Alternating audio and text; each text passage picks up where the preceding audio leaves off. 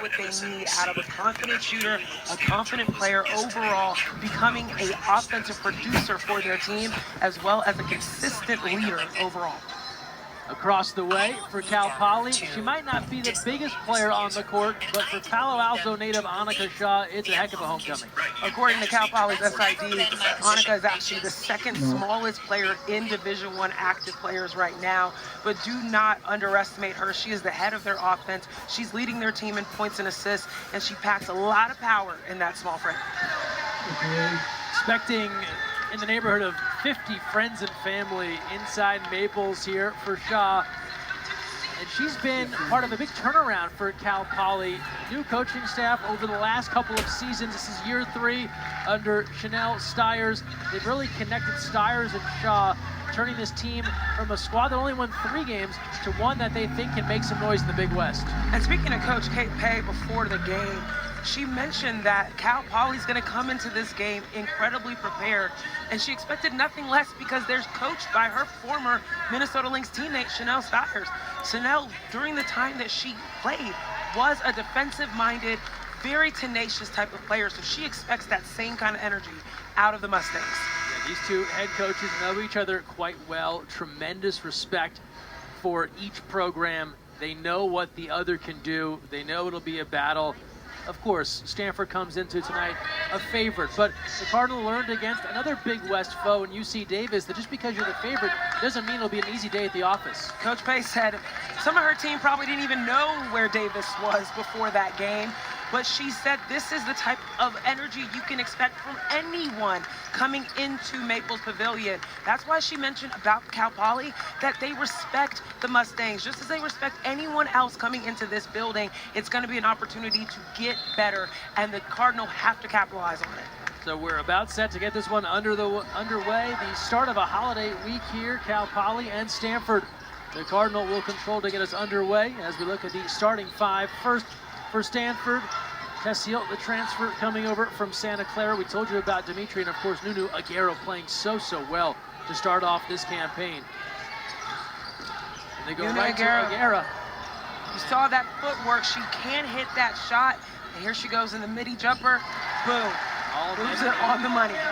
Nunu Aguero comes up firing right out of the gate, and a 2-0 start for Stanford. And now for the Mustangs, we told you all about Annika Shaw. They bring back 3 starters from a season ago, a team that went 17 and 14. We'll count on Sierra Lichty as well, the redshirt sophomore out of Utah. And here goes that defense, the swarm-like defense that Coach Kate Pay wants out of her young group. This is how they'll get going, being able to force turnovers and then running in transition, making something happen in the half court. A bump there, top of the perimeter, nothing doing. And now Harriel. Kick out, Dimitri for 3. Rattles in, and Stanford picks up where they left off, drilling it from the outside. Last game, 15 points for Dimitri. She has been such a constant and consistent player for Stanford so far early in this season, and it happens to be her best shot is outside of the arc. And we're going to travel here, Sydney Borland trying to navigate her way through.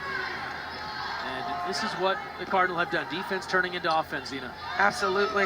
The fact that Dimitri shooting 50% from the field, she's going to let that thing fly. You can have a hand in her face. It doesn't matter. She's got a high release as well because she is 6'2". It's going to be a hard shot to contest. Fight here along the baseline. Cardinal hanging tough. Shot clock. There's another one of those returning seniors, Elena Bazgana. She was a big-time rebounder for the Cardinal last year. She comes in as their leading rebounder back into the mix. So you see her getting that offensive board. Good backdoor look there to Janiyah Harriel, who's able to convert, and Stanford a blistering start here in front 7-0. Janiyah Harriel is definitely a bright spot for the Cardinal. She has been such a great attacker for their offense. And when you think about the Cardinal over the years, they've been such a big-oriented team. You think about Cameron Brink last year, Kiki Iriafe. This is what they do. They have a long line of great bigs, but also some great guards coming out of Stanford. And Janiyah Harriel is one of those, just attacks the paint really well, keeps her head up, and keeps her teammates involved. Pull-up jump is pure from Aguero, and that will prompt a timeout called by head coach Stiers. Stanford a 9-0 run to open things up. Remember when I said they had a good lineage of bigs? Yeah, showing off right here.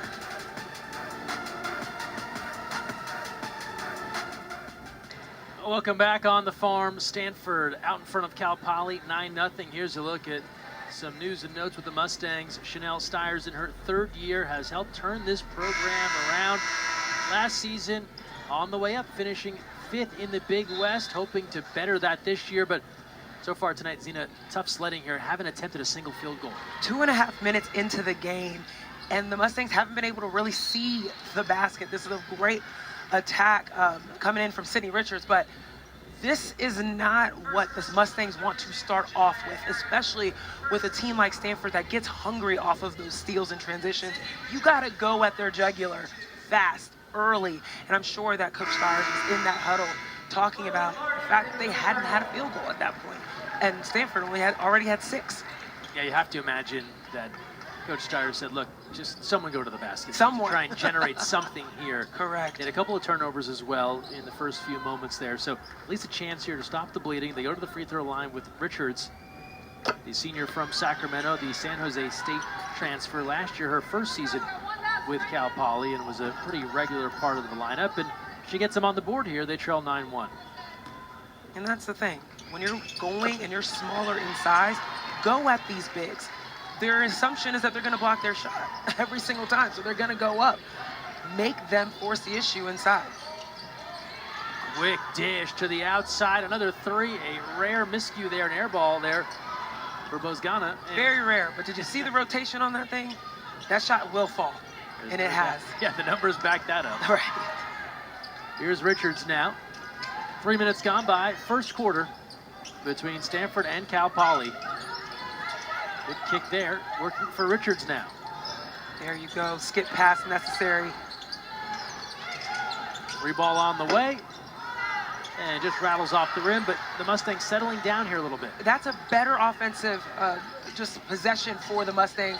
You saw the ball go to the left side of the floor for the first time. Offensive foul here against Stanford. That has the entire Cal Poly bench on their feet. And there you go, Chanel Stiers clapping in her team's face. Like, let's go. This is the energy. You can get wins like that. Little wins, stack them up, and get Stanford out of their rhythm. That's the only way that you're really going to be able to disrupt what they're doing. They're at home. They're 5-1. They're coming into this game comfortable. Cardinal taking it to Morgan State last time out, 91-49. Kate Pay, year 1 leading this team, but so synonymous with Stanford basketball. She was really happy with the way the team came back against Morgan State after the loss at Indiana. Said no one likes to go through that difficult loss. To come back from that and show their resolve, something that they can build on.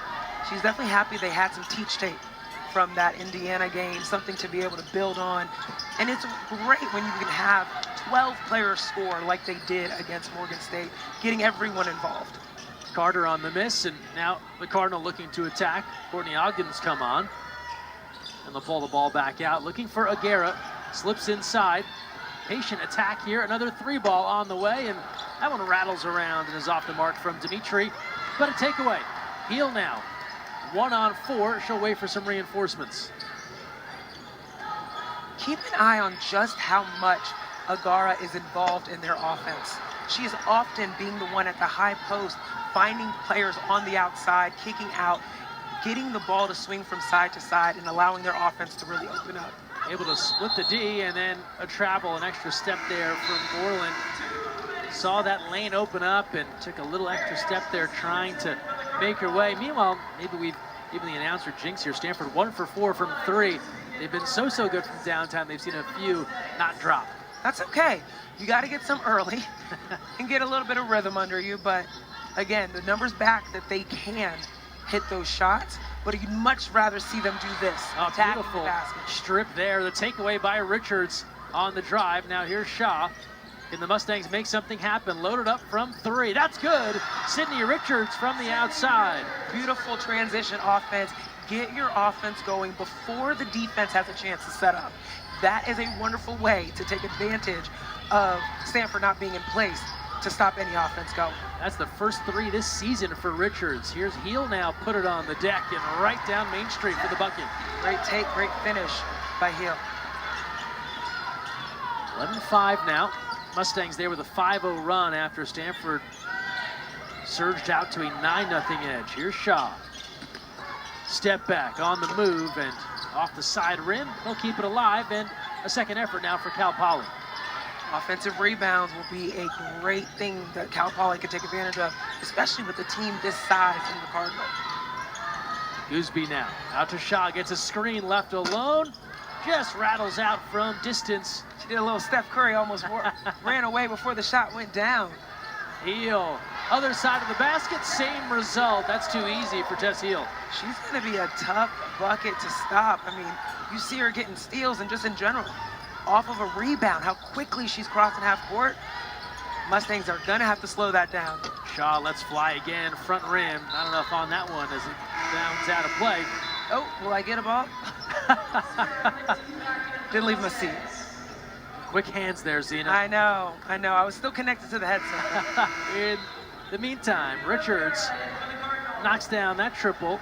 And so Richards, she's got all 5 points for Cal Poly right now as they trail 13-5. Mustangs coming off a tough loss against Idaho, 74-54. Felt like that wasn't indicative of the way they can play basketball, but dropped to 3-3 after that one. Their coach saying and their SID mentioning that their conference, the Big West, is wide open this year. Not anything, no team is particularly dominant. And so they're using a lot of these games, whether it's Idaho, whether it's USC, UCLA that's coming up, this game against Stanford, to prepare them for that competition. Well, how about the start for Sydney Richards? Has all 7 points and now doing the job on the defensive end, forcing the turnover here. Great start for the senior, knows all about Silicon Valley. San Jose State transfer was a key part of their attack for 56 games, and now helping Cal Poly here hang tough early. Loving to see just how ferocious this defense is for the Mustangs. They are all in Stanford's grill, just making everything uncomfortable for them in the half court. And this is a way to get possessions, as they just did here. Well, you know, the Mustangs, they've read the same stats we have. They know Stanford can shoot it. They don't want to make life easy. Cardinal got a couple of clean looks early on, and now the Mustangs trying to clamp down. Here's Shaw, step back, straight away, triple. Ooh, that thing goes up fast, guys. Quick release. Quick release. Look at Agara being able to take the ball full court and put a shot up. Point forward in Nunu Agara. The 6'2" sophomore from Minneapolis can do it on all ends of the court. Firing down low. There was an opening there for a moment. Good help from behind the defense there from Mary Ashley Stevenson. And look at the steal here again. Richards playing free safety there, already seeing where the outlet pass was going to and being involved in everything. This is exactly what Coach Kate Pay expected out of Steyer's group, because apparently that's how she played when she was with the Lynx. Now a little full court pressure look here. We talked with associate head coach Samba Johnson pregame, and he said it is one of those things where the team takes on the personality of the coach, and they brought that defensive grittiness from Coach Steyer's to their approach here tonight. They're so locked in, hands up. I mean, look at that, almost got the ball on the steal there on the trap, but Agara just a little bit more finesse there. Beautiful dish, by the way, as she gets inside and is able to hit. So now 15-7. And Nunu Agara now 6 points here, a couple of rebounds and 6 minutes of work. He's in averaging a little more than 17 points per game. Good step through, the kick all day from 3. Mustangs have had good looks. That's exactly what you want. I mean, great drive there by Lichty, and then being able to find her teammate Nora Perez on the outside. Just wasn't able to hit it down. Here's Harriel now, corner 3, and that goes long. Agara using the size, grabs that rebound, just able to box out Nora Perez. And forgive me, that was Borland that put it up, not Perez. These shots are coming fast and furious. Yeah, they are. Timer to 7, another 3. That's no good. Well, shooters shoot here, and the Cardinal, they continue to put it up. Have yet to really find a rhythm from downtown. And it's hard to find a rhythm when you've got these guards all in your face, making you rush, making decisions having to happen quickly. You can see that this is their bread and butter. Even if they're not able to find the shots offensively, being able to put them down, they'll make you uncomfortable on the defensive end and make sure they get some extra opportunities by making you rush. Fast-moving first quarter coming up on 1 minute remaining, a double dribble. So an unforced error there, the turnover from Chloe Clardy. And it'll come back to the Mustangs after they gave one away. So each side looking to have better ball control as we wind down this first quarter.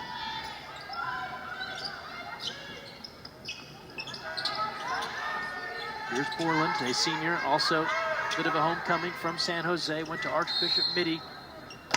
There'll be a whistle here. It'll go against the Cardinal as they were trying to get in front of Sierra Lichty on the move. Now what's important, what you're seeing the Mustangs do in the half court, they're running their stuff. They're very diligent about making sure that they get through all their plays, and they're actually seeing some good looks as a result of them going through the actions.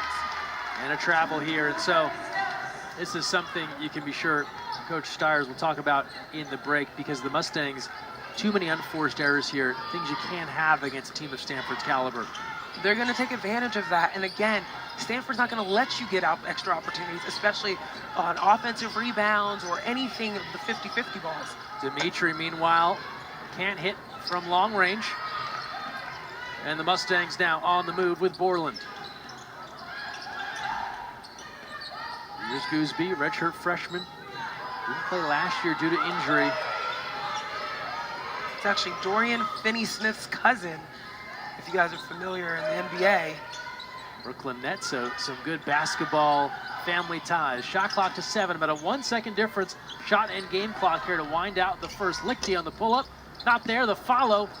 Trying to go right back up with it in one motion, and that'll do it for our opening quarter here inside Maples. So Stanford, they race out to a 9-0 lead.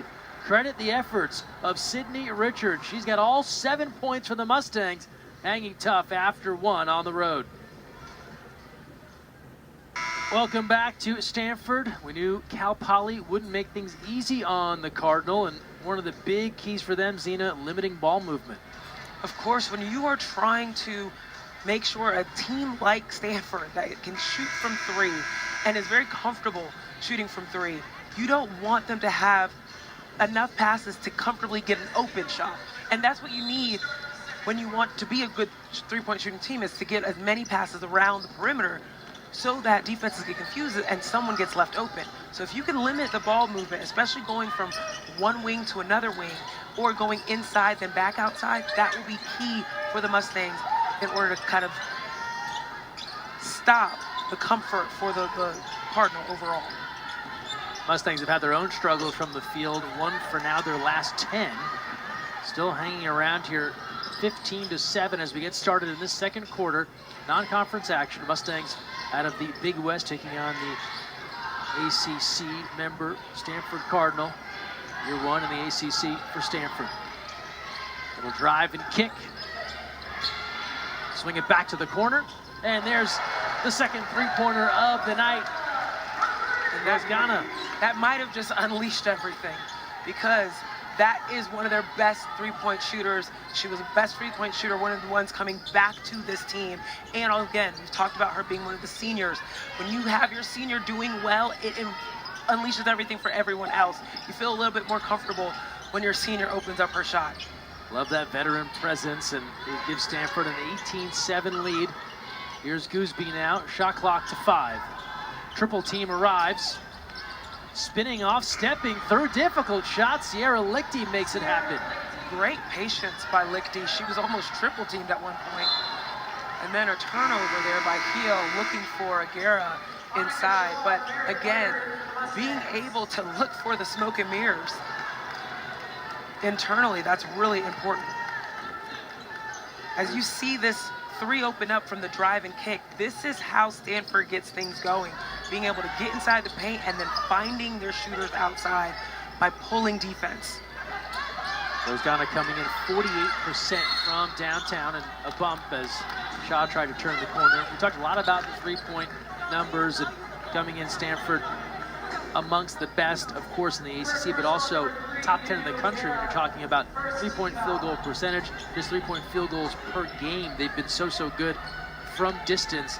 A little slow start here as we look at the season numbers overall, but all it takes is a couple to catch fire. I mean, 10 players on this team have hit a three-pointer so far this season. That's unreal. Usually you have a few three-point specialists, but this entire team is capable of shooting from outside. So what you're expecting to see is a lot of these actions that allow the Cardinal to get inside, drive, kick as soon as they pull some defenses. And there's a rare two-point field goal for Janiyah Harry. You speak about the three-point experts. Her three-point percentage, this does not happen often. 64%, her field goal percentage, 48%. Rare that your threes are that far ahead of your field goals. Having some offensive variety is key, especially if the Cardinal are trying to continue the play that they've had over the last few years, over the decades of Tara Vanderveer just having a solid backcourt, frontcourt combination. Shaw off the scramble, pans it. Wow, you would have thought that was a Stanford three the way the crowd went. She definitely has her presence here with her friends and family, and the bench went crazy for that big three. Her high school literally across the street, Palo Alto High. Some 50 friends and family in the crowd as Dimitri knocks that down, fading. Loving that footwork, being able to find her shot and create some gap between her and her defense. Beautiful inside shot there by Brooke Dimitri. Now Mary Carter, sophomore from Rockland. Their NorCal native gives to Shaw. Shaw calling for a pick there. Carter put it on the floor. Good pull-up. That's good-looking ball movement from Cal Poly. It results in a Carter jumper. Shift the defense, find the gaps. That's exactly what the Mustangs were just able to do as Shaw makes that great skip pass. The bully ball there from Aguera, just too tough. Did you see her shift her shoulders? Go ahead, big girl. Just shedding defenders and puts it home. Into Aguera now. 8 points and then a turnover for the Mustangs on the offensive.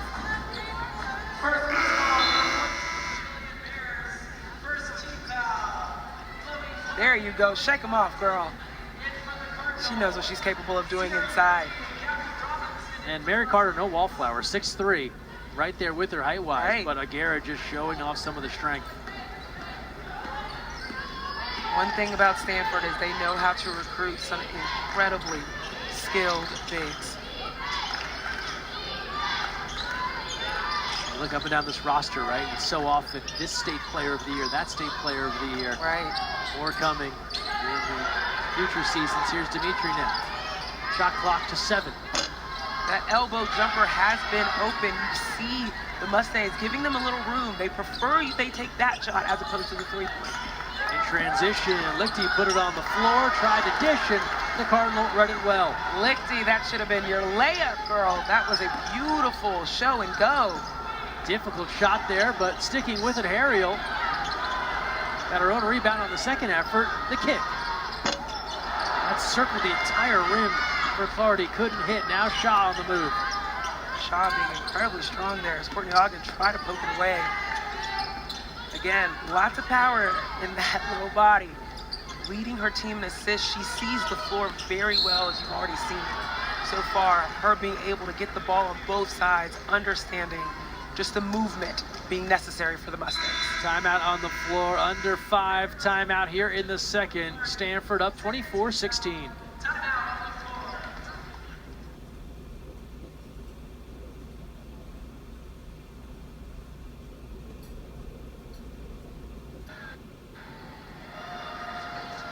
Nunu Aguera, a sophomore. Coach Kate Pay says she's just scratching the surface of what she can do, Zena.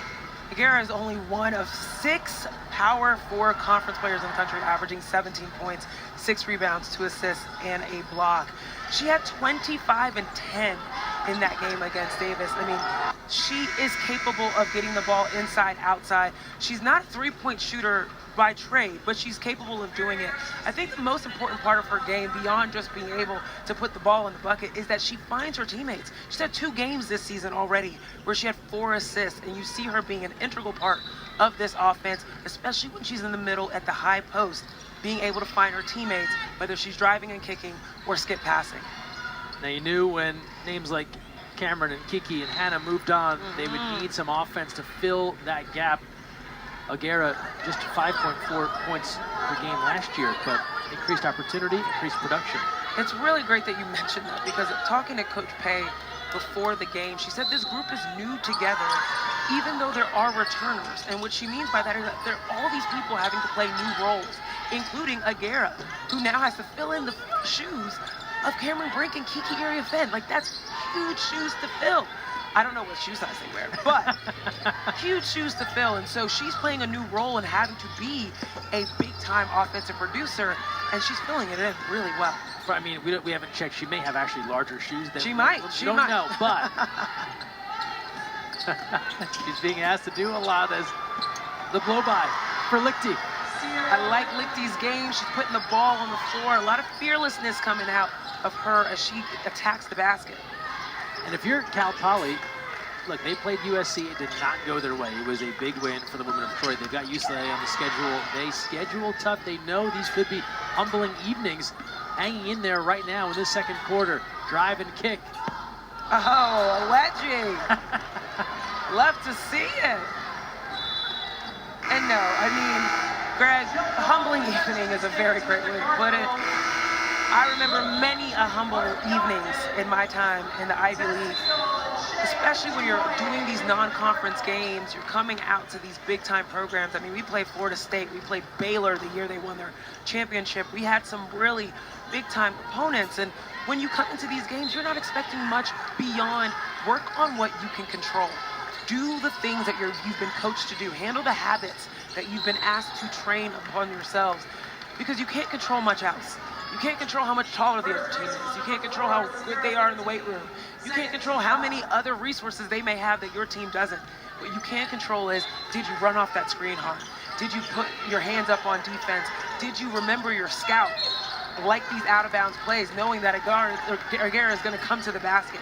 Those are the things that you can control. And so anytime teams like Cal Poly Mustangs have a chance to come and play against historic franchises like Stanford, I call them a franchise, players and coaches, you know, that have been in this organization, you know the history behind them. You come in with a sense of pride about not only who you're playing, but how you're going to play against them. You mentioned some of your experience at Yale playing up against some of those bigger teams. Was there a moment where your squad was able to hang tough early and that kind of gave you some confidence about maybe not winning the game, but what might come down the road? Yeah, I will say, against Baylor, we were the only team that year to put up more than 50 points against them before they got to the tournament. And in the first half, only down a couple of double digits, I think maybe 12 or 13. And they were pretty impressed. Kim Mulkey was the coach at the time, and she benched all her starters, ripped into them, and then they came in and did their dirty business. But for that half, there's no better feeling, right, for the team to really push the other side as we see Heel on the drive. Absolutely. You feel like, okay, there's a reason why we're playing D1 as well. There's a reason why we're capable of doing these things. Now here's O'Gara showing off her capacity, not only on the offensive end, but again, being aggressive on defense, being long and agile on defense, blocking a three-point shot, and then boom, what happens next? Defense into offense. That's what Stanford's capable of. They are going to capitalize on what they do on both ends. You mentioned offense and who fills in, and Tess Heel's another name that comes to mind. Junior from Melbourne, Australia. She was a walking bucket for Santa Clara, right? 18.6 points per game, WCC Newcomer of the Year, two-time All-Conference. Certainly that league a different level than the ACC, but someone who can also fill it up, as you see the intensity here on defense, bodies into the bench. Cal Poly's still in this, and you can see their intensity matching that of Stanford's. And you love to see it. This is what you need. You need hustle plays. Definitely want to be careful. That was a little scary for the knees, but you see this intensity, and then that was Shea Ijiwoye diving into the seats. Ijiwoye tapped Richards' arm like, good? Everybody okay? Love to see that sportsmanship there. Shaw left alone, can't do it. She'll make you pay. Annika Shaw, another from deep. Leads the team in points, leads the team in three-point percentage. And man, if there was a shot clock or a timer on releases, she might lead the country in how quick she's putting that shot in. Late whistle there. Mustang bench a little frustrated, but free throws coming for Stanford. And again, why not go down low, see what she can make happen here with Aguera, because Stanford is over their last 6 from the field. No field goals in the last 3 minutes, 27 seconds. That was wonderful footwork from Aguera. She saw Shaw dipping in from the ball side. She moved away, turns into her defender, creates the contact. 2 at the line. 1 of 2 there for Inu Aguera into double figures. She is an 85% free throw shooter, so a little bit uncharacteristic for her. Deflected and trying to track this one down again. The hustle and just making life miserable. Ijiwoye just does not give up on plays. That's what she's coming in to do. You see her beat her defender, beat the 2 that were already at the ball. This is the energy that Ijiwoye brings out when she comes off the bench. I'm sure Coach Kate Pay was very happy to see that and one of her first plays coming out. Sydney Richards holding on jerseys here. A crossover right to the hoop and a foul. Free throws coming, so what a spark plug here off the bench. Shea Ijiwoye, the freshman from Phoenix, doing a lot of the little things. Okay, Richards and Ijiwoye, this is a little matchup to look forward to within the game. You see Richards swipe down here, frustration on her face. Not only did she get beat on the screen coming up for Ijiwoye to catch, she then got beat coming off trying to relocate back on defense. That's got to be frustrating as she goes and takes a seat on the bench. First one is good. Ijiwoye, 4-star talent. We talked about the big recruits as Richard takes a seat. 53rd best player in the country according to ESPN. We talked about those Player of the Year awards. Arizona Girls Basketball Player of the Year. Now here in the college game.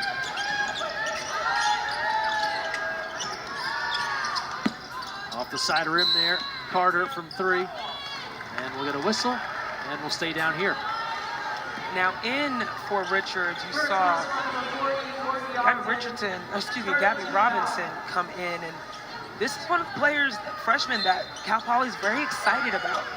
So she's a high energy guard, attacks the basket. Very interested to see what she does with her minutes. Inside here to Borland. Borland with the low post moves, but no! Almost Courtney Ogden wants nothing with it. She takes the floor. Little Passes baseline. it out, yep.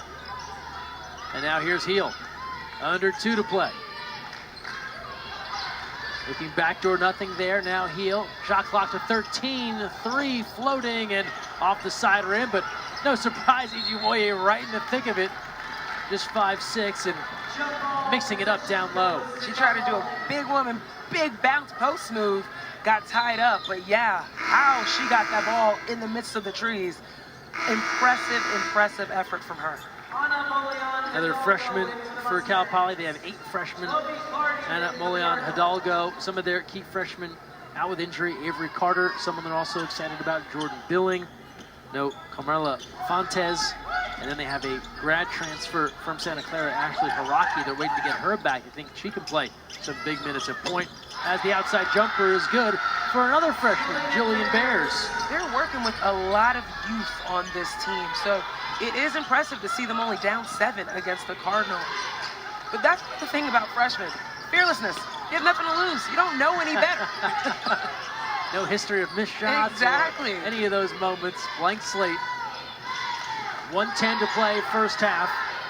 Cardinal have scored from the free throw line, looking for a field goal, and again they'll go back to the free throw line They have not made a traditional basket coming up on 5 minutes now. A little miscommunication there with Mary Carter and Annika Shaw. They both went to the top, First person, number 23, leaving Agara open to go to the basket, and you see them talking it out a little bit. They thought that Mary Carter was going to come to the top, but I mean, let's just be real. Annika Shaw going down with Agara, probably not the smartest decision. A little bit of a mismatch there, to put it mildly, as the first free throw is good for Agara. What I'd like to see Stanford do is take advantage of the fact that it's very clear that Cal Poly knows their scout. There is a screen, a wing screen over on the far left side of the ball that they don't go for at all. They actually overplay it and they stay back. Cardinal have to take advantage of that. Put a three up, force them to guard that screen in order for that to be open. Carter got great position and goes with the hook off the window. 31-25. So the Mustangs continue to battle here in this first half. They have to be thrilled with their opening 2 quarters of play, hanging right there with the Cardinal. Shot clock to 15. Agara again with the skip passes. Quick ball movement. This is what we talked about. Beautiful drive, beautiful dish. Ogden connecting with Ijiwoye. Perfect basketball. Ball touched both sides of the court, went inside, went outside, off of a backdoor cut from Ijiwoye. Easy finish at the bucket. Shot clock is off. Last 10 seconds here of the first half. What can the Mustangs do? Shaw with 5, with 4. Tries to go down low, deflected out with 2.4 seconds left. Aiming for Bears on the post. Right idea, just a little bit too much force there. Not gonna lie, I assumed a Shaw 3 was gonna go. Same. I was waiting for her to pull the trigger. It might be coming right now. For sure. 33-25 Stanford. 1 for their last 8. They have gone to the free throw line. They're 7 for 10 there, but that's allowed the Mustangs to hang tough. 2.4 seconds left. The inbound tipped around. Last looks, and they won't get a shot off as time expires in the second quarter. Stanford leading Cal Poly 33-25, but the Mustangs making life difficult for the home team Cardinal here. Balanced scoring for Cal Poly as they are able to weather the Stanford storm. A 9-0 start. They didn't fold up the 10, Zena. They were able to battle back. Nothing easy for the Cardinal right now, and that's a good thing. That's what the Mustangs came in to do, disrupt their offensive rhythm, make things a little bit different. But you love to see how the Cardinal have responded. This is a team that has had the three-point shot as their bread and butter. It's been easy for them to find that outside shot, and tonight they're finding other ways to score, being able to penetrate the paint and kick, being able to find backdoor cuts. This is what you need to do if you want to be a dominant team. Halftime on the farm. We'll take a timeout. Halftime here at Stanford. The Cardinal in front of Cal Poly, but Mustangs not making it simple here for the Card. In the midst of a 3-game homestand, we bring you back here courtside. Zena Keita and Greg Meskel here with you. Zena, if you're Cal Poly, you took that initial surge, that 9-0 burst, and then really credit to the Mustangs. They forced some turnovers. They made things a little uncomfortable for Stanford, who's also struggling from downtown. Their tenacity on defense was the thing that kept them in the game. Now, the only thing they're going to need to work on in this second half is having some discipline on defense. They sent Stanford to the line 10 times, and that's going to be additional points you don't want to give them. But credit to them, the effort on the boards, only 2 behind Stanford, despite being outsized, and being able to continue that perimeter defense. Stanford only made 2 threes in that half, and they were able to force 9 turnovers. Great effort by Cal Poly. They just got to continue it in the second. And to come into a gym like this, they know Stanford's history. This is a team that has won championships, Final Fours. To play well through 2 quarters, that has to do a lot for your confidence. Absolutely. According to their SID, I mean, more than half this team is a ton of freshmen. So if you're coming in against Stanford playing well, you got your cheering crowd in the back there. Of course, you're feeling good, you're feeling confident. So you definitely want to continue that going into the second half, especially knowing Stanford went into that locker room and had some thoughts about how they played, how they took care of the ball or lack thereof. I mean, Stanford is 6th nationally for the fewest turnovers in games, averaging only 10. They're at 9, Greg. They already have 9. So that's something for Cal Poly to get excited about, but that's definitely something that Stanford is going to be drilling down in the second half. We look at some of the other first half numbers here. 3 balls got to jump out at everybody, just knowing the way Stanford has shot the basketball from long range. But shooters shoot. We suspect that could definitely turn around in the second half. And it's interesting you mentioned the thoughts shared at halftime, and Kate Pace said more than once pregame, sounds cliche, but we're really focusing on us, not trying to think about the opposition. And so when they're looking at themselves, these are areas that they know no matter who they're playing, they've got to tighten up the turnovers, the three-point shooting, and then maybe some of the things they do like, getting to the free throw line. Well, I'm looking at their warm-up right now as they head into the second half, and I'm going to tell you right now, a lot of 3 balls going in. So the Cal Poly Mustangs have to be prepared for that, but you're right. These are the things that big teams, when they're having non-conference players come in and challenge them, it's not necessarily the challenge across the ball, it's the challenge within yourself. Can you stay with the habits that you've practiced all week? Can you make sure that you're staying with the scout? Are you doing the little things that will allow your team to pay dividends when conference play does start? Some highlights here from the first half. Sydney Richards, she really helped Cal Poly stay alive there, had the first 7 points for the Mustangs to keep them afloat. And then even with the stats, Stanford did knock down some threes, but again, we saw their depth on offense. Oh yeah, they're having so many different opportunities, like Aguera going to the basket, Musgana shooting outside, Janiyah Harriel finding a 2-point shot. I mean, this is a team that's stacked with talent offensively, but now you want to see them just unlock another level. They only had 6 assists in that first half, and they're capable of way more. You saw some amazing offense when the ball goes from both sides of the court, touches the paint, comes back outside. You got to shift defenses, find gaps, and Stanford did not do that enough in that first half, so you expect that as they get back on the court here. We've talked about the Cardinal and a new look team, and again, some critical pieces moving on. A new head coach, Coach Vanderveer, though, in the house here tonight to cheer on Stanford, and they're still figuring out their identity, right, as they've reimagined what this lineup looks like. They were in the top 25, now out of the top 25.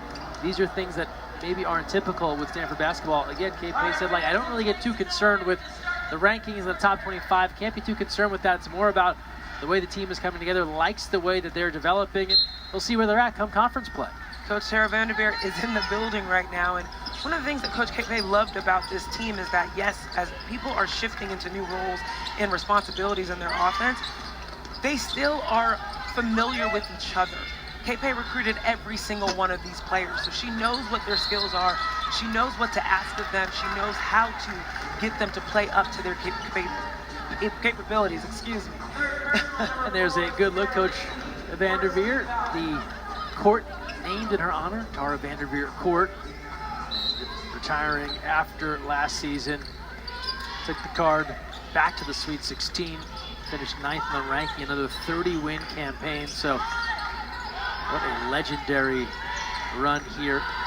Very cool that the Tara Vanderveer Court, that logo you just flashed, actually in her handwriting. That's how she signs all of her cards. Back in the day when it was cool to get cards from coaches, I got one very early in the recruiting process, and there was that signature at the bottom. They actually brought out a giant magic marker. She had to do that freehand on the... No, I'm kidding. Do you still have that, the letter? I do not. Maybe my mom has it in the garage somewhere. My mom kept all of my letters. We need that for a future broadcast to show it off. We're back to it here. Third quarter, spinning off the glass. And Carter can't convert there. But this is what Cal Poly needs to do. They got to challenge the size inside. Go at them. Good fight there from Mary Carter. We talked about it in the first half. She got bullied a bit by Aguera. Stood tall there. Way to stand up to Aguera. Put the roof on her in that move right there. Beautiful defense. And again, discipline. Not fouling in that play.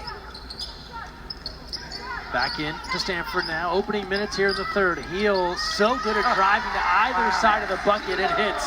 Wow. I mean, Annika Shaw was doing everything she could to try to relocate in front of her, but she just rode her all the way in. 8.5 to go, third quarter. With our points in the paint, Stanford winning the duel there.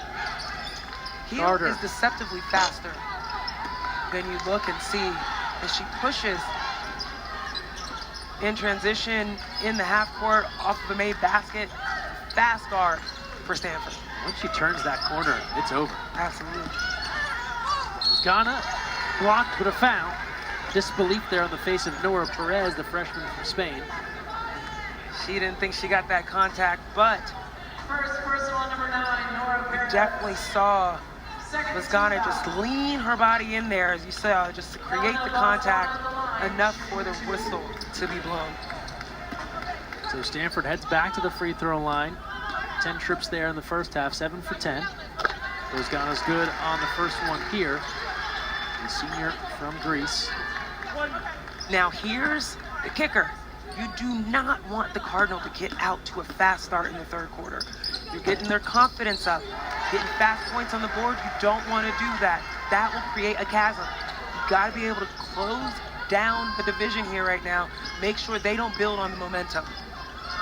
Excellent use of chasm and in this second half as well. It's almost like the first half a bit where Stanford could be shot out of a cannon with all the energy coming from the locker room and really take the Mustangs out of it. See if Shaw can make a difference here. Richards also was critical early on. Shot clock to 12 now for the Mustangs.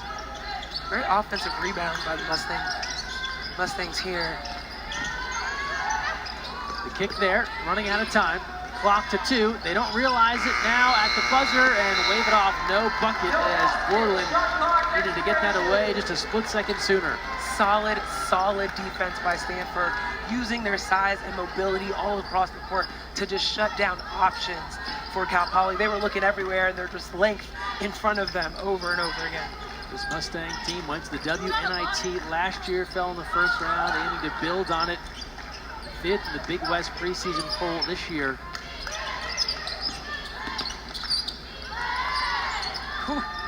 Whoa, long range. Ghana starting to find her stroke here in this second half. Now 40-25, largest lead in this one for the Cardinal, and dangerous moments here for the Mustangs. This is the shot that I was scared to open up for the Mustangs, because Ghana has such a smooth release, and it's quick and it's easy. When she gets a little bit of room, she'll put that up. And the second she feels good, it's going up a lot. O'Gara now draws a crowd. Heel left alone. Count it and one from 3. Again, O'Gara finding her teammates on the weak side. Every time she gets the ball inside the paint, something good is going to happen. Her court vision is phenomenal. She is a great passer. And again, her teammates being ready on the outside. Heel put that up, gets the contact, and does exactly what she's capable of doing, putting the ball in the basket, baby. Great skip pass. Boom, to the head. Welcome back to Maples. Stanford starting to make some moves here against Cal Poly, and it's all about staying hot, Zena. I mean, this team is second in the country in three-point percentage. That means that first half, when they shot 2 of 12, really means nothing. When you got shooters shoot, okay? And you definitely see that with Elena Buzgana. Stanford are already 2 of 2 to start the third, and that's where you don't want the Cardinal to get comfortable in their #1 shooting position. That's the three-point shot. Now, Cal Poly Mustangs did a great job in the first half of making things uncomfortable, pressuring the perimeter. But now the shot has been opened up, and the Mustangs have to find a way to put a lid on it. Meanwhile, Heel caps off the 4-point play. She leads everybody with 12 points, 4 of 5 from the field. Yeah, when you're shooting the 3 ball that well, you don't even blink at a 2 for 12 first half. A little up and under, scoop, and a foul. Free throws coming straight out of the YMCA. Reckless right there. Sydney Richards. She had to find a way to create some space for herself. A nice little footwork inside. I always appreciate a guard with some good footwork. It makes me very excited that they appreciate the work that needs to be done out on the block. Good score from anywhere when you've got some good footwork. We'll see a sub here, and Shea Ijuwoye returning. She was such a good burst of energy in that first half. And I love the fact that Sydney Richards goes to the line that's when they bring in Ijuoye. If you watch the first half, folks, those two were going at it. From the second Ijuoye got in, trying to get a steal, cutting off the legs of Richards there. Then the other end, Richards swiping down on Ijuoye as she goes to the basket. This is going to be a nice little matchup here. They're matched up again as Ijuoye brings it into the front court. 44-26. So Stanford building a nice little cushion here. Bozgana and an air ball. Good effort there by Dimitri to try and save the ball, but again, that shot's going to go up. The question for her is it going to go down, right? It's a little feast or famine right now. 2 for 6 from three-point range, but where they've had a lot of success. Shaw turns that corner. Quick moves for Annika Shaw. You've seen her have a little bit of a hezzy. It's so slight, but it's just enough to decelerate and get your defense stopped. Then she picks it up again and is able to beat her defender. Good kick to heel. Working a little two-person game with Dimitri, and that pays off on the turn. Ooh, I love that turnaround jumper. She's had it again. She had it in the first half. You see it again here now. A little bit at the high post extended. Great movement by Dimitri to get open inside and notice her defender's a little behind. Boom, little two-point shot. Ooh, a little step back. Okay, bucket for bucket here. Things picking up in terms of pace. 46-30. Dimitri draws a double. Aguera, the baseline jumper is pure. All right, you're seeing these two teams exchange bucket for bucket, being able to find the spots, the little holes in the defense, and getting shots up. But again, it has to go into the paint first. Then you can find some size. Wow, Mary Carter. What a finish over Aguera. First, Dimitri. Inside, turn around. Ready.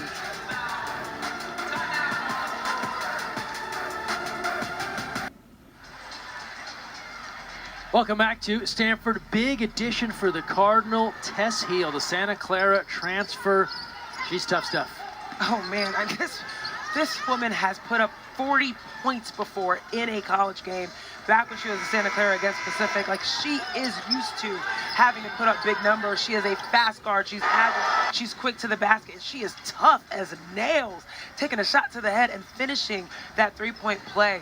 She's been leading this offense so well tonight, ensuring that they're moving in transition and getting their offense going. Really great addition for the Cardinal. And a stat that has been said before, and it'll be repeated in the future, Heel, one of only 3 players, along with Caitlin Clark, who you may have heard of, and offers Rachel Rose to shoot at least 45%, average 18 points, 4 rebounds, and 4 assists over the past 2 seasons. That is some exclusive company. Wow. Anytime you can put your name in a company with Caitlin Clark, that's impressive.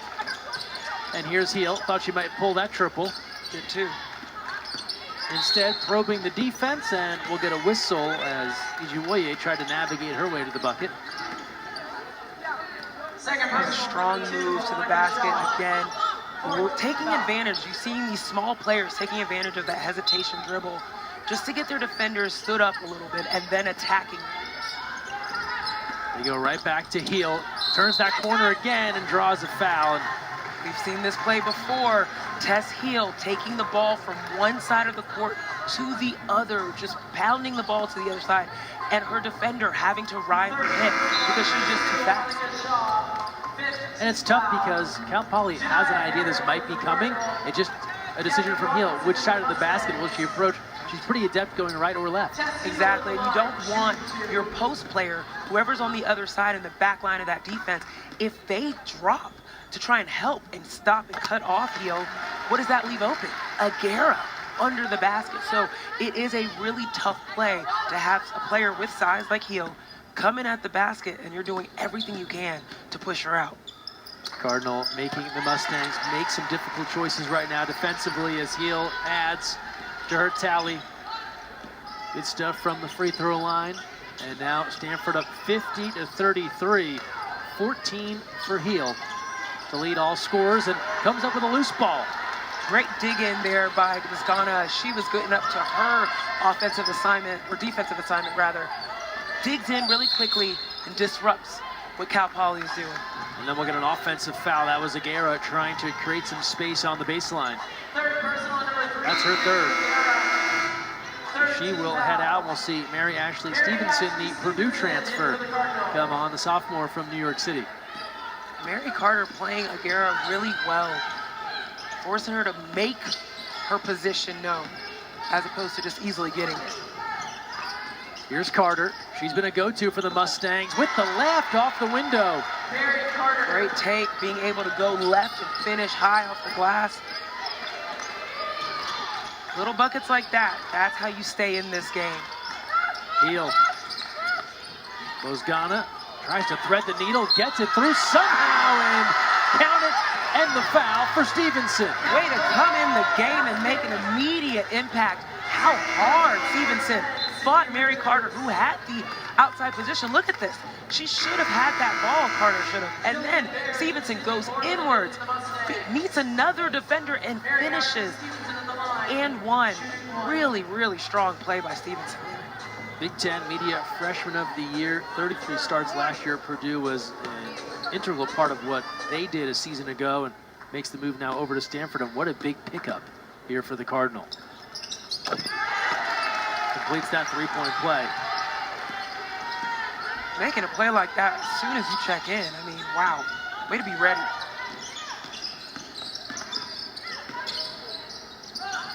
Dribble, handoff now, kick out. Looking backdoor, drawing a crowd. That's good interior passing. Everything but the finish there on the try from Bears. But here you can see the difference between what Tess Hill can do versus what Cal Poly Mustangs guards are.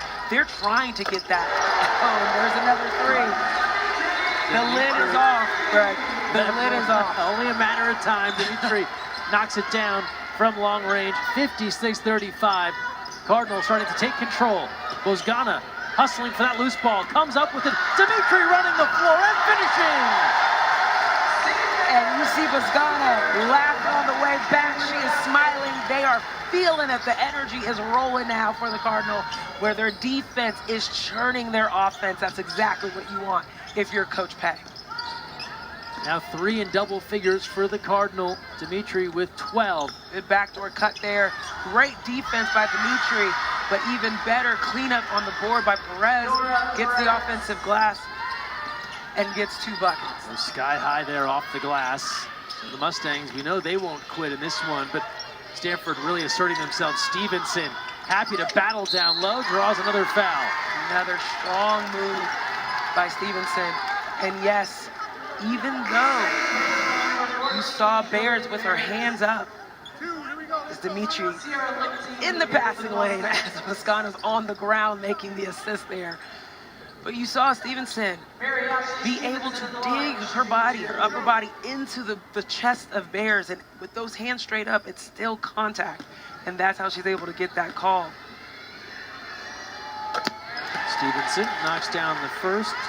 Talked about her run last year, 9.7 points per game, 5.1 rebounds, and has immediately added a presence here off the bench for Stanford. We talk about all the gaps they're trying to fill from last year and who will fit what roles. Don't forget, it's still Stanford. The competition to get minutes is still intense. Everyone wants to earn their spot, earn a bigger opportunity this year for the Cardinal. And it's huge, as you know that people are trying to earn their spot as roles are still being filled out. You love to see the starters getting things going early so that the women on the bench can come in and make an impact. Gabby Robinson, good there for Cal Poly, and it's more Mary Ashley Stevenson. Such an intelligent read by Stevenson to face cut across the middle of the paint. Even better for Dimitri to give her that ball on the move and place it perfectly for her to finish. Coming up on 1 minute to go in this third quarter. Stanford, they have surged here in this third period. Down low, good dish there, and Lichty finishes it off, going to the basket. Lichty with the smart read on that screen. She slipped it open on the way to the basket, gets the ball, finishes. Good swing, heel. Show and go. Couple of options here for Stanford, looking for that perfect opportunity. This is a wide open look. Off the back rim, but will have new life, and of course Stevenson there to track it down. She's been everywhere over the last couple of minutes. Now Dimitri, shot clock to 13. Dimitri didn't even look at the basket. You don't have to ask Bozgana to look twice. She'll fire it up. It's Heel. Swing it back around. Second here. time the charm. Back iron. And the rebound there to Robinson. Shot clock is off. Last 20 seconds here in this third quarter. I am shocked that Dimitri only has, she has 3 assists. I'm not shocked. I thought it was only 1. She is finding her teammates so well in this offense, especially in that high post position. Just a few seconds left now. They've got to get this one away. At the buzzer from 3. Not there for Gabby Robinson. And it's a 20-point lead for the Cardinal.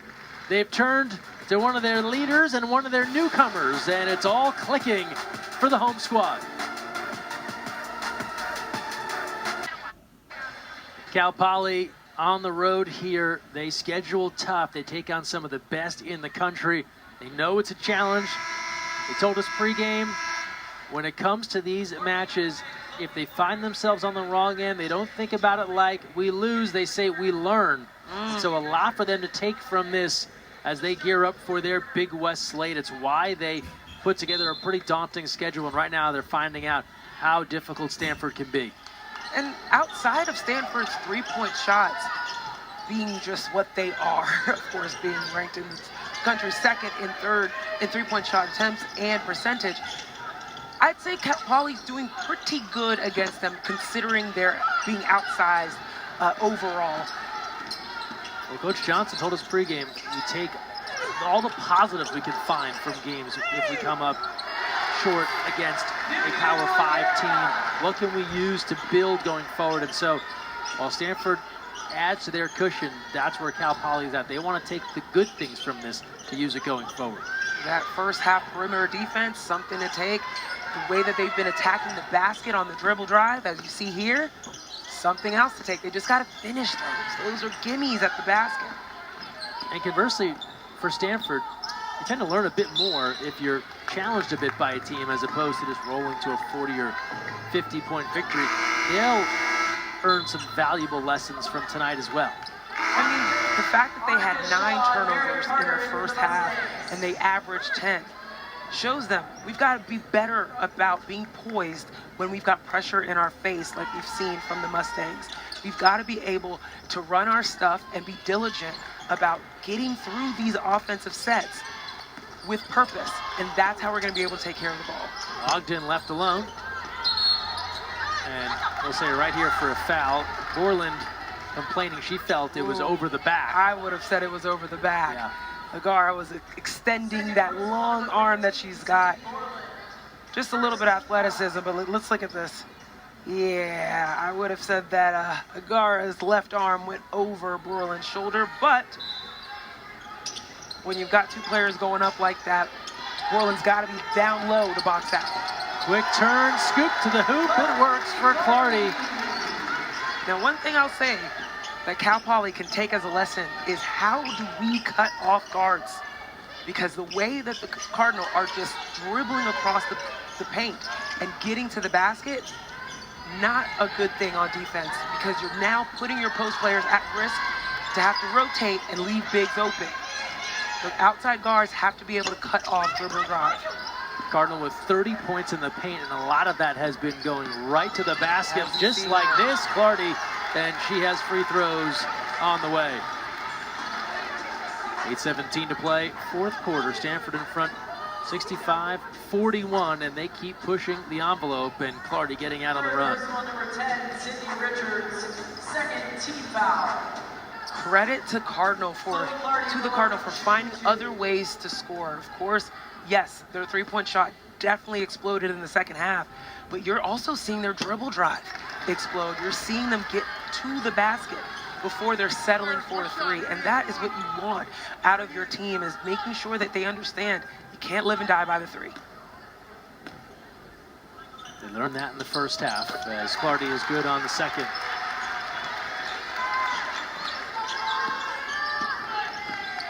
Stanford likewise gearing up for their first run at ACC play. They've got some challenging games ahead. They'll take on LSU coming up. Of course, they'll get a little sample there of ACC with rival Cal. Good pass. Good look there. Inside to Carter. Now here's a differential to pay attention to. 20 free throws taken by Stanford versus just 5 right now for Cal Poly. I mean, that is not good enough for Cal Poly. They have to, again, force the issue inside. This is one of the things we were talking about in the first half, being able to go at the bodies of the Cardinal the way that the Cardinal are doing to the Mustangs. They're taking advantage of the fact that they're not being disciplined on defense. Ogden, she'll put it on the floor as Aguirre sits down with 4 fouls now. And a whistle, and that'll be a foul on Richards. That'll be her 4th foul.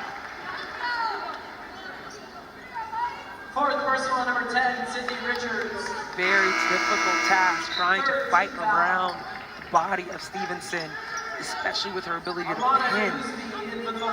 Richards has to be outsized by a few inches in that matchup, and very difficult to try and fight around. A little stop and go. The give off to Stevenson, who shrugs off the defender and hits. Hits Clardy on the way back, saying good pass.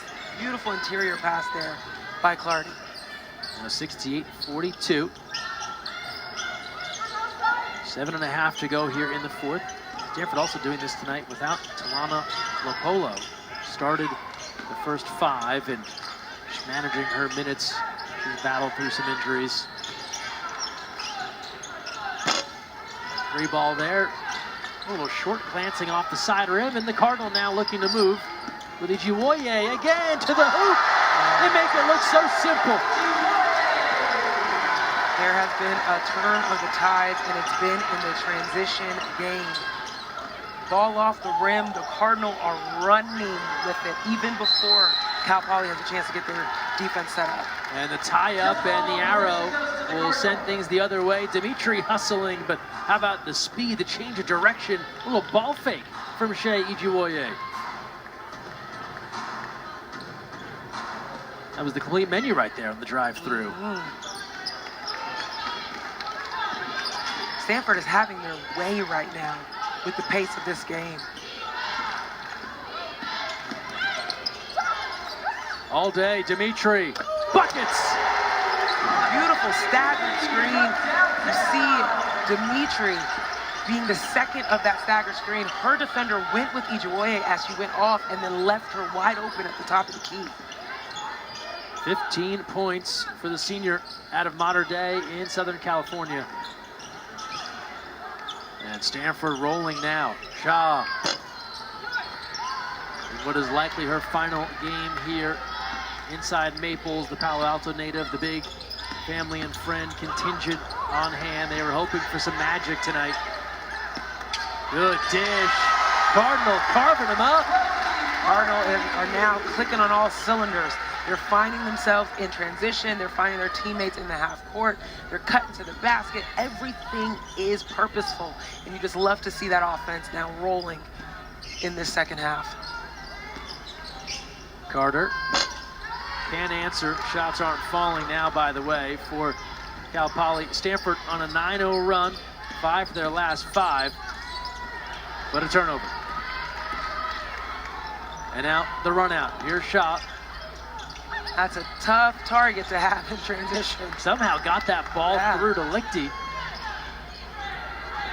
Here's Shaw, left alone, wide open, and can't convert. So Annika Shaw now just 4 for 11. Double figures, 10 points, 1 board, 1 assist. They're great looks. She's wide open and she can't hit that. Stevenson now taking a little bump. Good look. Ijiwoye, the dish, Dimitri, textbook stuff from Stanford. Beautiful basketball, beautiful pulling defense, finding the open person. Keep it simple, guys. Keep it simple. Stanford got off to a slow offensive start after the 9-0 beginning. And now everything they put up works. The passes are all there. They are a well-oiled machine here in this 4th quarter. they're just taking advantage of the fact that it's very clear Cal Poly is fatigued. Another good look. Stevenson, the beneficiary of the Clardy dish. Look how quickly within the shot clock Stanford is finding these opportunities.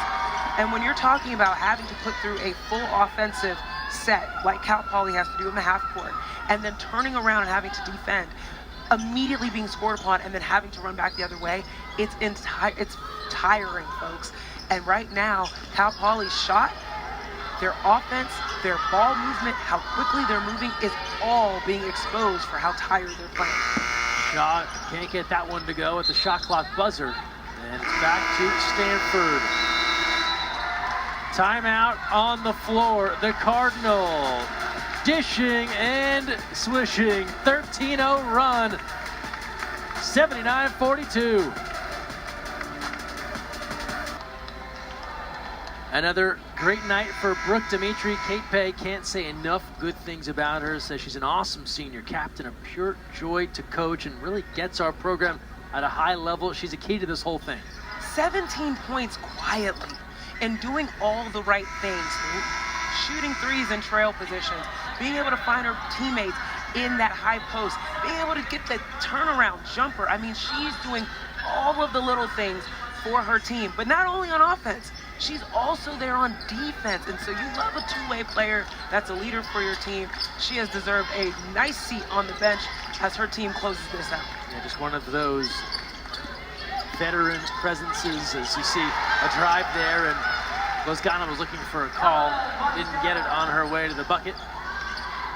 3:24 to play here in the fourth. Cal Poly getting some of their reserves in. Lozgana into double figures, and so now Stanford with 5 in double figures. O'Gara, Lozgana, Heel, Dimitri, and Stevenson. Oh, Shaw with a beautiful interior pass, but Poly could not finish. That was the freshman Avery Knapp from nearby Danville, California, San Ramon Valley High School. When she just walked the score table, there's a contingent here that is very excited to see her in the game. She got a big cheer. Lots of hometown blood here between these two teams. Shot clocked to 4. Carter spinning, fading, and can't get the roll. That's tough. That shot was falling for her in the first half, but in the second half, she hasn't been able to find the dexterity there to get the ball in the basket. And you mentioned the fatigue too. This Cardinal team, they'll wear you out. Yeah. End-to-end action, physical under the basket. And there's just unlimited options for them. Whether you want a bucket inside, they got that. You want a bucket outside, they got that. You want a bucket in the mid-range, they got that. It's Burger King, have it your way. Like, they have that. And that will fatigue you. I mean, you look, we talked about this in the timeout. Fourth quarter scoring, Stanford 18 points, Cal Poly 1. And it's not for lack of field goal attempts. They're right up there with Stanford. Had 9, but just haven't been able to make a shot. Heel stripped in a foul. More Stanford reserves coming on. Harper Peterson has checked in. There's Peterson. Stavi Papadaki coming on, the junior from Greece. Kennedy Ume, the freshman from Columbia, Maryland, is on. And then we'll also see Lauren Green, the junior from Castro Valley. So reserves getting an opportunity here with the Cardinal. Comfortably in front, 81-42. Going inside, and tough angle there for Ume. She had a nice effort against Morgan State, 11 points, 10 rebounds off the bench. And first career double-double. Yeah, and accomplished it in not a lot of time. As we have 2 minutes left in this one. Annika Shah, the floater, skies it home off the glass, and the Palo Alto native gives him a highlight here. What a pretty move. Being able to add about a few more feet to her height with how high that ball got off the glass there. And so Shaw will sub out. The leader of this team heads out with 12 points, 1 rebound, 1 assist in 30 minutes of work. Backdoor look there as Green tries to break free. And coming up with it, here is Knapp. And she'll wait for some help and works to Richards as we near 90 seconds to go in the fourth. Very disciplined with their half. Trying to get something. Little floater there.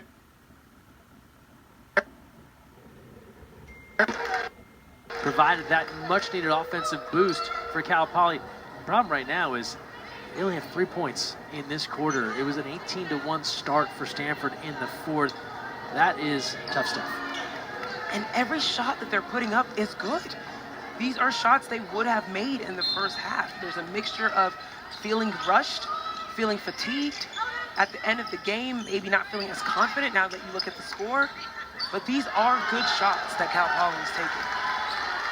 Little breather now for Cal Poly after this. They'll step into Big West play briefly. They've got UC Davis and CSUN coming up, so they'll have Thanksgiving, a chance to recover a bit, and then 2 important league games for Cal Poly before they step back out of conference with a battle at UCLA. So this is all part of their preparation for the ultimate goal, a Big West championship. As here's an up and under, difficult drive, and foul call comes in there as Gabby Robinson worked her way to the bucket. Crafty move by Robinson. She even made a face like, I don't know how I was doing this. I feel like she was a little unsure about what happened there. Meanwhile, Stanford, they continue this home holiday swing. They've got the Tritons from UC San Diego coming here on Friday before they go on the road. So 3-game homestand here for Stanford after that trip out to Bloomington for Coach Kate Pay. She talked about year one for her as the head coach. Of course, won a title here as a player, has won a title as an assistant. Said she's, of course, been asked a ton, what's her stamp on this program? And she said, I don't really think about it that way. It's more about how can we just get better? What can I do to help everyone get better and improve the program? She talked about the theme this year. It's a thing that she took from Tara Vanderveer. Every year the team has a theme, and this year it is sisterhood. And when they talked as a team, they actually met with a sports psychologist to say, what do we want to do? What's our goal for this year? It wasn't about winning conference. It wasn't about getting to the tournament. It was, quote, uphold the sisterhood. It's funny, sometimes you hear about those team building things or team unity tactics and they can feel cliche, but the good teams, 9 times out of 10, they have that rock solid culture, the ability to pick each other up, to work together. It really is a secret sauce to success. That's how you create dynasties. When you've got that through line, that thread through years of play, it doesn't matter who's in the roles, it's about how they show up. And if you know that the way you're showing up, you're playing hard, you're playing fast, you're being big on defense and offense, these are habits that you continue to cultivate regardless of who's there. That is a culture you've developed and established. Final moments in this one. Shot clock is off. Cal Poly looking for one more bite of the apple, and Ijuwoye right in there to take it away, not having it. She'll let time expire this one. Wow. Through 3 players. Of course, Ijuwoye ends up with the ball at the end of the game. That's a testament as 2 good friends, former teammates, embrace a lot of mutual respect amongst these 2 programs. And Cal Poly, they pushed Stanford in the first half, and then their Cardinals showed off their depth, their balance, their abilities. Tess Heel was a critical reason why they were able to turn that corner the way she turned the corner on those drives to the basket. Oh my gosh. They pulled away and then built a pretty expansive lead.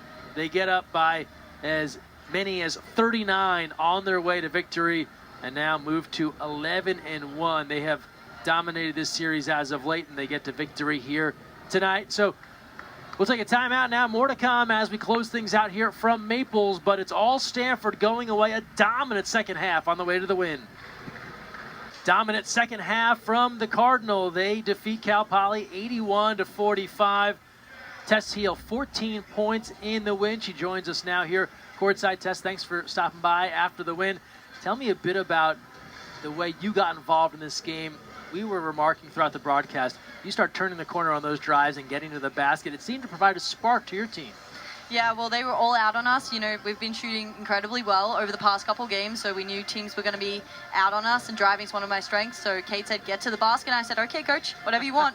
Oh, you did that very well. Thank Tess. you. I'm also noticing the fact that you guys had 9 turnovers in the first half, only 1 in the second half. What was the message at the halftime to be able to take care of the ball? Yeah, we definitely talked about it in the locker room. I think we needed to slow down. We want to play with pace, but obviously there's a time and place for that. So we slowed down in the right sections and made good decisions and worked harder to get open on the wings, and I think that really took care of the turnovers. For sure. You make the move from Santa Clara over to Stanford, not too far of a drive, but what's it been like to come to this level? When you have nights like tonight, you know you're going to get the best punch from the other side. Yeah, I mean, I love it. I love it here. This is an amazing place to play. It's an incredible stadium, incredible fan place, incredible teammates, incredible coaches. I couldn't be more thankful for the opportunity. I had a great time at Santa Clara, but ultimately this is my passion, and I want to go somewhere, and I don't think there's any better place than Stanford.